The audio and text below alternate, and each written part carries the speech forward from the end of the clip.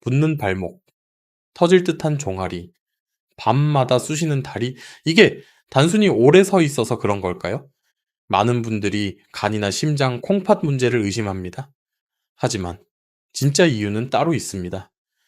제가 본 대부분의 환자들은 혈액 속에 쌓인 이것 때문에 다리가 붓기 시작했습니다. 그리고 더 무서운 건 이것이 혈관을 막고 세포 안팎의 수분 균형을 완전히 무너뜨린다는 점입니다. 오늘은 그 숨겨진 원인과 이 문제를 근본적으로 회복시키는 방법을 알려드릴 겁니다. 특히 다리 붓기를 빠르게 가라앉힌다고 알려진 1순위 비타민을 중심으로 말이죠. 이 비타민은 일본의 최고령 의사 히노하라 시게아키 박사님을 비롯해 세계 여러 의사들이 실제로 사용하고 추천했던 방법입니다. 다리가 붓는 이유로 가장 먼저 떠올리는 건 대개 소금 섭취입니다. 짜게 먹어서 그런 거 아닌가요? 혹은 신장에 무리가 간 거 아닐까요? 라는 말을 수도 없이 들어왔습니다. 심지어 병원에서도 간 기능, 심장 기능, 콩팥 문제부터 검사를 시작하곤 하죠. 물론 이런 장기들이 전혀 무관하다고는 할 수 없습니다. 하지만 제가 직접 만나온 수많은 환자들의 경우 이 세 가지 기관에 아무런 이상이 없는데도 다리 붓기가 계속됐습니다. 그 이유는 간단합니다. 문제는 장기가 아니라 세포 안에서 작동해야 할 아주 작은 펌프가 고장났기 때문입니다. 이 펌프가 멈추면 체액은 혈관 속이나 세포 안에 머무르지 못하고 조직 사이로 흘러나오게 됩니다. 그 결과 다리, 발목, 종아리 주변에 물이 고이듯 붓게 되는 것이죠. 하지만 이 펌프는 단순한 기계 고장이 아닙니다. 실제로 우리 몸에는 수백만 개의 세포마다 나트륨과 칼륨을 교환하며 수분 균형을 유지하는 나트륨 칼륨 펌프라는 것이 존재합니다. 이 펌프가 제대로 작동하지 않으면 나트륨이 밖으로 빠져나가지 못하고 물이 그쪽으로 몰리며 붓기가 발생합니다.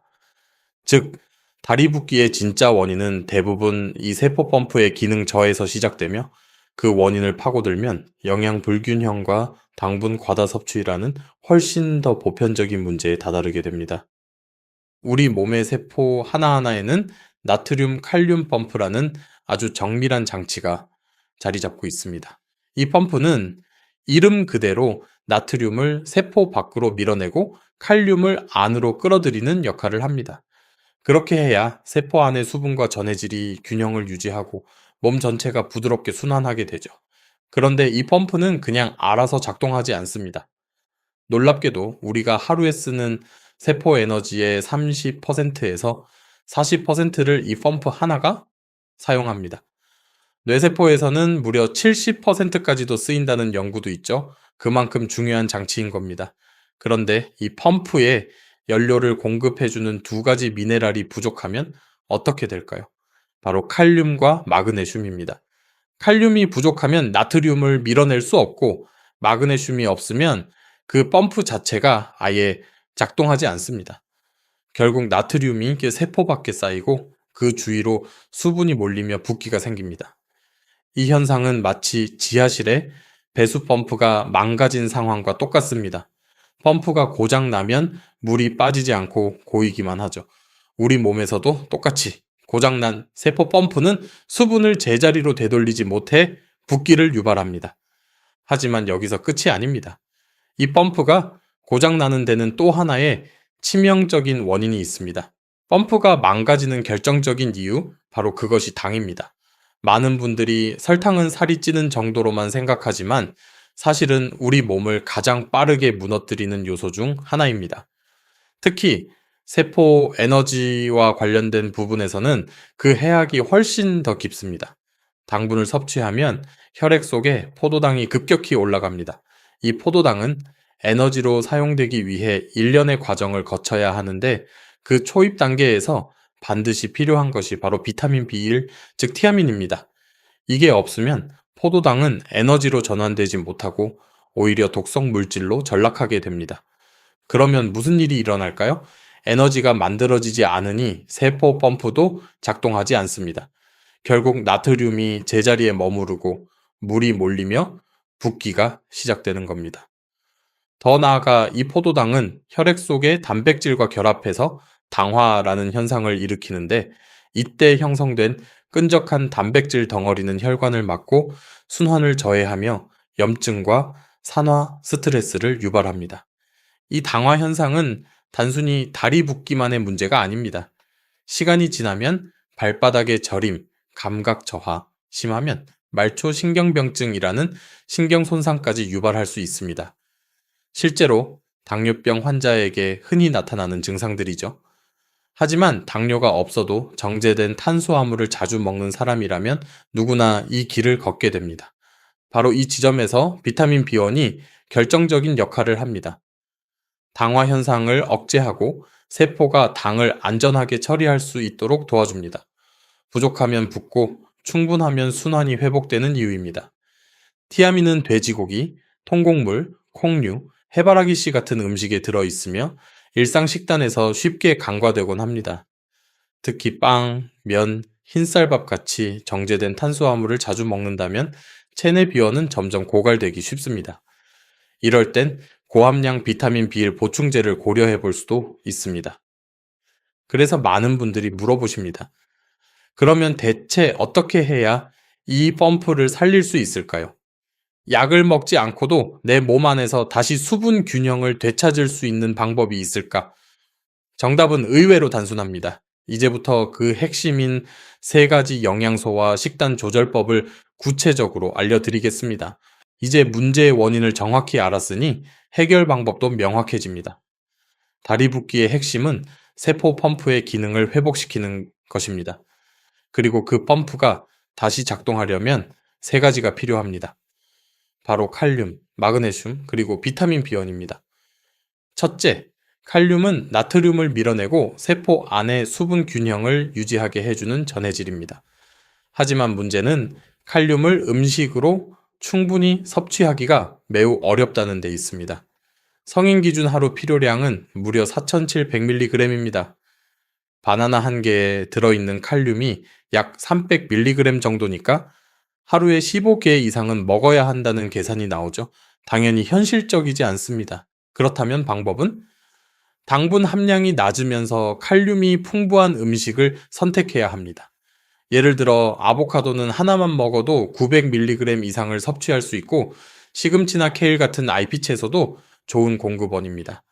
또한 딸기나 블루베리 같은 베리류는 당은 낮고 칼륨은 적당히 들어있어 부담 없이 섭취할 수 있습니다. 둘째는 마그네슘입니다. 마그네슘은 세포 펌프가 작동할 수 있도록 에너지를 만들어주는데 반드시 필요한 미네랄이죠. 부족하면 근육 경련이 잘 일어나고 몸이 쉽게 피곤해지며 붓기도 심해집니다. 다행히 마그네슘은 칼륨보다 쉽게 채울 수 있습니다. 아몬드 한 줌, 검은 콩 한 컵, 해바라기 씨 한 스푼만으로도 꽤 많은 양을 보충할 수 있죠. 요즘은 무설탕 전해질 보충제를 활용하는 것도 좋은 방법입니다. 칼륨과 마그네슘이 균형 있게 들어있고 하루 한 컵만 마셔도 부족한 미네랄을 효과적으로 채울 수 있습니다. 단, 첨가당이나 인공 감미료가 없는 제품을 선택해야 한다는 점 꼭 기억하세요. 마지막으로 비타민 B1, 다시 말해 티아민입니다. 이건 앞서 설명한 것처럼 당분을 에너지로 전환하고 세포 기능을 유지하는 데 핵심입니다. 돼지고기, 통곡물, 해바라기 씨 등에 포함되어 있지만 대부분의 현대 식단에서는 부족해지기 쉽습니다. 특히 정제 탄수화물을 자주 섭취하는 분들은 체내 비원이 빠르게 고갈되기 때문에 꾸준한 음식 관리가 필요합니다. 그리고 한 가지 더, 이렇게 영양을 보충하는 것도 중요하지만 가장 근본적인 해결책은 당분 섭취 자체를 줄이는 것입니다. 정제된 탄수화물, 특히 흰쌀, 흰빵, 단 음료 같은 식품을 줄이지 않으면 아무리 좋은 영양소를 넣어도 소용이 없습니다. 당분을 줄이고 미네랄과 비타민을 보충하면 멈춰있던 펌프는 다시 살아나기 시작합니다. 그 결과 붓기로 무거워졌던 발과 종아리가 훨씬 가볍고 유연해지는 걸 스스로 느끼게 될 겁니다.